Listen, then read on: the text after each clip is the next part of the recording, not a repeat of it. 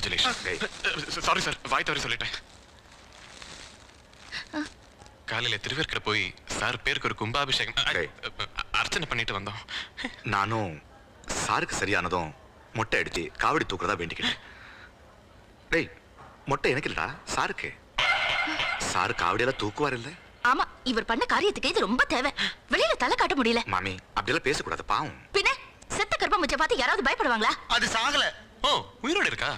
அதை இப்ப எங்க அட்மிட் பண்ணிருக்காங்க? சார், பெருசா ஒன்னும் அடிப்படலையே. எதுக்கு ஒரு எக்ஸ்ட்ரா? கார்த்திக், சாரி சார், ஒரு சின்ன டவுட் கேட்கணும். என்னது? அதாவது நீங்க கற்பாம்பூச்சியை அடிக்கும் போது கீழே விழுந்தீங்களா, அடிச்ச பிறகு கீழே விழுந்தீங்களா? இப்போ இந்த டீடைல்ஸ் தேவையா?